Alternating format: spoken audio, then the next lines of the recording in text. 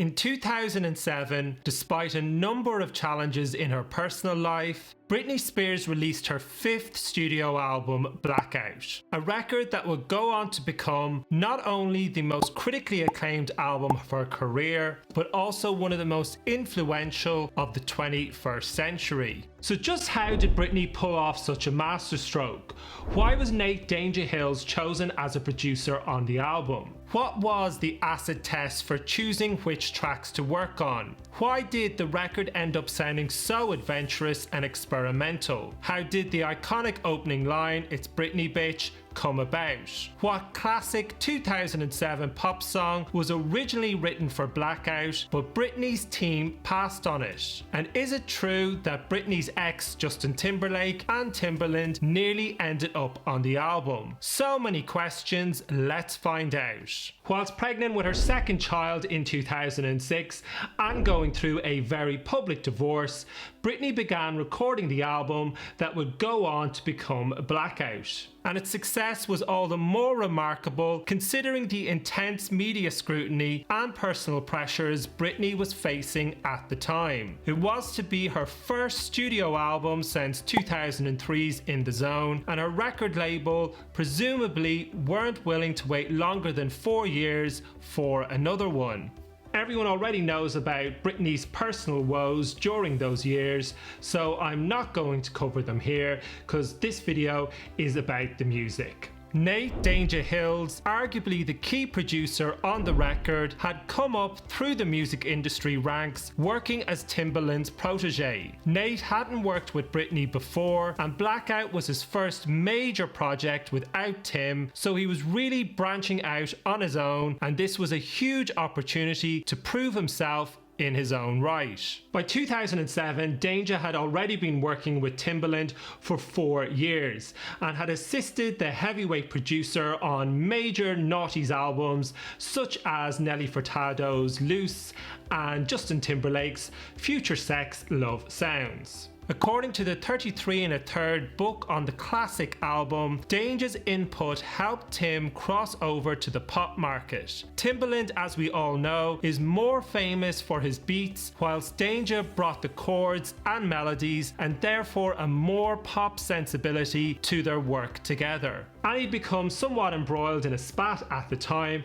between Timbaland and another naughty super producer, Scott Storch, who had written a diss track about the famous beatmaker, which included lyrics such as, "Don't worry, I'm not going to rap. Your boy Danja got hate you with a passion, man. He makes the hits whilst you taking all the credit. Damn. Note to self, don't give up the day job." Teresa La Barbera, the A&R for the album, that is the person in charge of finding collaborators and songs for artists, was by 2007 already a legend in the music industry. She discovered Beyonce when she was 9 and signed Destiny's Child to Sony Music when B was 15. So this woman is responsible for discovering and signing one of the biggest recording artists that has ever existed.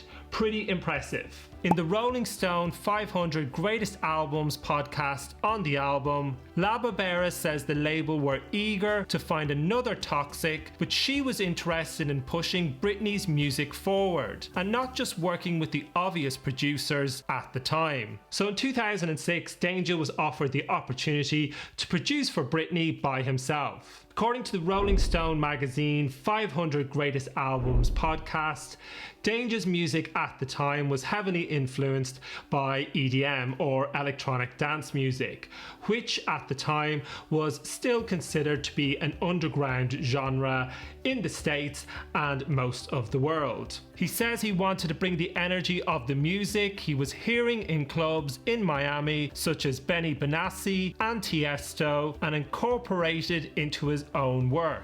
The plan for Britney was to continue with his sound, keep it danceable, and create hard bass lines, EDM influences, and hip-hop undertones with an overall darker edge. Blackout is still to this day considered to be a landmark pop album, which helped shape the pop landscape for years after its release. Whilst reviews at the time were mixed, retrospectively the album has been viewed much more positively, with critics praising its experimental sounds and cohesiveness. In the Rolling Stone podcast, La Barbera talked about why she refused to set a brief for the album. I hate when people create briefs for records because I think you're just boxing yourself in. You gotta just see what happens and let it happen. And that's what we did. We created music. There was no agenda. There was no, we need a song that sounds like this. We were just making music. In an interview with the website thefader.com, Danja spoke about why the album became so groundbreaking. There was not a lot of pre-planned thoughts whilst going into the studio. We were just going with the flow. We were able to create without any distractions or anyone giving us any real direction. That's why I think the part of Blackout that I was a part of ended up being what it is. We were free. These sentiments were echoed by the Swedish songwriting duo Bloodshy and Avant, who produced 4 tracks on the album, and of course Britney's '04 classic, Toxic. They told the Rolling Stone podcast that they chose to work with Britney over other major artists because Britney and her A&R team gave them the creative freedom to do their own thing. And the cohesion of the record can be in part attributed to the influence of Danja, who in an interview with the Wall Street Journal from 2007 had this to say: "An album should be like a book. It should have one story." Something I very much agree with. If I wanted to listen to a lot of random songs, I'll listen to Spotify on shuffle or a compilation album. But anyway, back to the video. Danja started working on the album in July '06, and sessions would take him to New York, Miami and Conway Studios in LA. The first day recording was in Palm Studios in Vegas, where the team wrote Break the Ice, with its subtle reference to Janet Jackson's 80s classic Nasty. R&B singer and one of Danja's writers, Keri Hilson, has said that whilst working on the album, it was a struggle to get time with Britney. Work would be done on demos in the studio until the superstar arrived to give her input. In an interview with the Fader website from 2017, Hilson spoke about when Gimme More was created. Gimme More happened at Conway in LA. Danja had done the beats in his headphones and we all had chills. I started singing Gimme Gimme Gimme over the low end. It was just so easy. Speaking to the Rolling Stone podcast, Danja spoke of his excitement at coming up with that classic bass line. I came up with that bass line and I was just like, oh my god, I saved it real quick and put it to the side. When we got back in the studio, that was one of the first beats I played. And Jim Beans and Keri Hilson were in the room and they just went at it. Britney went nuts. She was dancing all over the place. I just felt like this is it. Something as simple as this. Danja also spoke about how they knew which backing tracks to continue working on and which to abandon. The acid test was what made Britney get up and dance. If the music grabbed the superstar even without the lyrics and melodies in place, it was judged to be a keeper.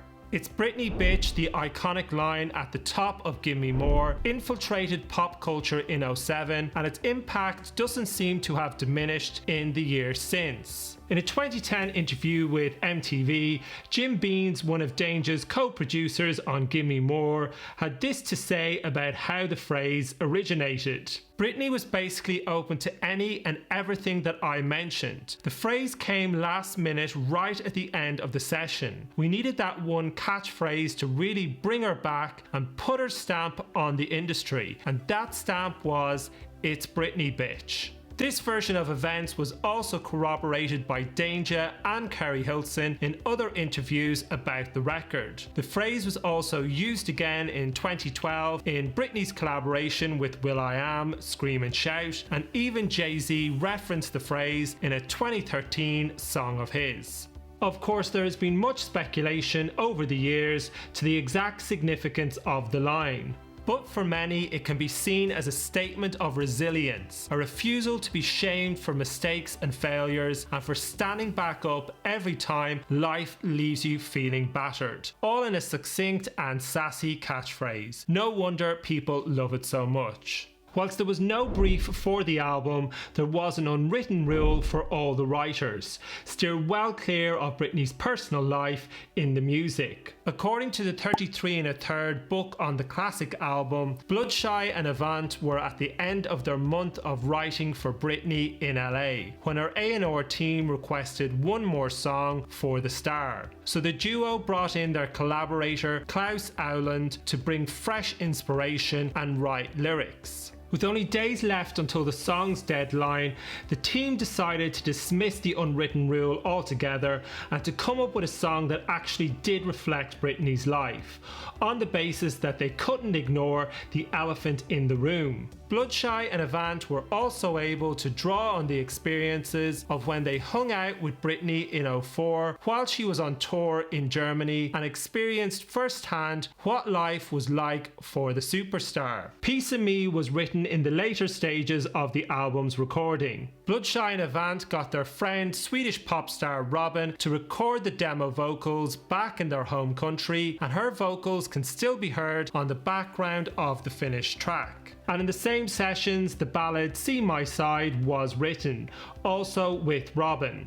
Britney started recording the track, but ultimately its message proved to be a little too close to home for her, and it went on Jordan Sparks' debut album instead, which was released the same year. According to a number of sources, Piece of Me was one Bloodshy and Avant song which was immediately accepted for the record, mostly because Britney loved it so much. Apparently, after Britney heard the song for the first time, she went straight to her car to learn the lyrics and nailed the vocals the next day in half an hour. And her 2013 Vegas residency and 2018 tour was named after the song. Nicole Coco Morier, a young electro artist, brought in the album's fifth track, Heaven on Earth. She would later go on to write songs for Britney's follow-up albums, Circus and Femme Fatale. In an interview with Hit Quarters in 2010, Nicole talked about what the song meant to her and how it was written from a dark place. I was thinking of someone and thinking they were so perfect and that I have all these imperfections. Even though it's melancholic in the melody, it's a sweet song, and I think what's touching about it is that it's from the perspective of someone who feels like they really need this person just to feel safe and feel good. I'm proud of the song because it was actually something I was feeling.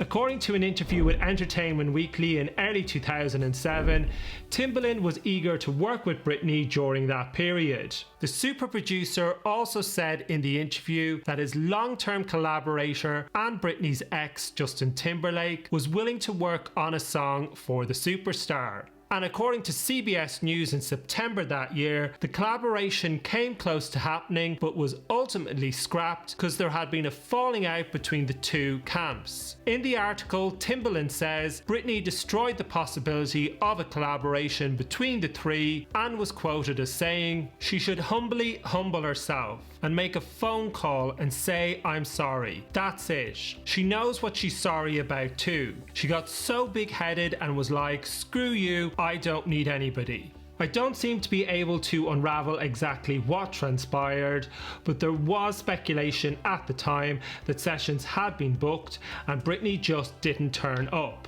As most of you already know, Rihanna's 2007 classic Umbrella was written with Britney in mind. Red Zone, the writers of the mega hit, already had a working relationship with Britney, off the back of Me Against the Music from 2003. So Britney was the first choice from the very beginning. Britney was going through an especially challenging time in her personal life during that period, so Tricky Stewart and his fellow writers felt the song would be a perfect fit for her. Umbrella was sent to Britney's A&R team at Jive, who were working on the album that was to become Blackout at the time, but they turned it down, apparently because they had enough material already. But the truth must be that they just didn't recognise the song's potential, because nobody is going to turn down a hit no matter how much material they already have. In early 07, Britney was going through an especially bad time, and understandably she wasn't focused on picking hit songs. Dr. Luke, Neo and Scott Storch all worked on material for the album which didn't make the final cut. All of the various collaborators on the project were unanimous in their praise of Britney's professionalism and commented on how easy she was to work with. Weeks before the album's release, Britney posted a poll on her official website asking fans to choose from a number of possible titles for the album, including Integrity, Dignity, Down Boy, What If the Joke Is On You, and Oh My God Is Like Lindsay Lohan Like Okay Like. Of course, none of them were chosen, and in a press release at the time, Jive said the album had been named Blackout because it represented a blackout of negativity, which just sounds like PR drivel to me. And unlike Britney's other albums, there was next to no promotion of it, except for Britney's ill-fated performance of Gimme More at the 07 MTV VMAs. And there were also problems with the video for Gimme More. Britney had chosen a first-time director, and the original storyline was said to involve a funeral, with Britney being kidnapped and murdered. Needless to say, that iteration was never used, with some sources saying Britney sabotaged the director by refusing to follow a script. Others say the original video was unusable, and Jive Records had to rush to salvage something decent from the footage, with them choosing to focus on Britney's stripper pole dancing scenes. The album rollout was beset with difficulties, including leaks onto the internet. As a result, the release date was brought forward 2 weeks. The album reached number 2 in the UK and US and was Britney's first album not to debut in the top spot in her home country. The record was pipped to the post by the Eagles album Long Road Out of Eden in both territories. It was at the time Britney's lowest opening week sales and lowest selling album to date. The album has been the recipient of numerous accolades in the years since, including being listed as one of the 100 greatest albums of the 21st century by The Guardian. In 2012, the album was added to the Rock and Roll Hall of Fame music library, and more contemporary pop stars such as Sam Smith, Charlie XCX, Haim and Kim Petras have all cited it as an influence on their work. Perhaps the success of the album can also be attributed to the fact Blackout was the only album Britters was the executive producer on, and she was allowed a free rein to really exercise her innate pop sensibilities. The album paved the way for the resurgence of electronic music in the following years when a certain singer by the name of Lady Gaga arrived on the scene with her dance sounds and ushered in a new era of EDM on the international charts. The underground dance sound, the hip-hop undertones and processed vocals became a staple on pop radio for years after Blackout's release. And perhaps it was Britney in an interview with the Fader website who summed up best the secret of the album's success when she said, "The magic of Blackout was actually pretty simple. It just wasn't so thought out. I just did what I felt and it worked. Sometimes less is more." By EDM or Get Up and Dance.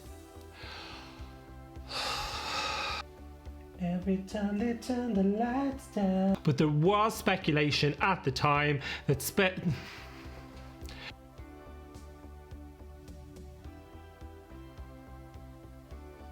And don't forget to check out my video about Britney's classic Baby One More Time. Thanks for watching.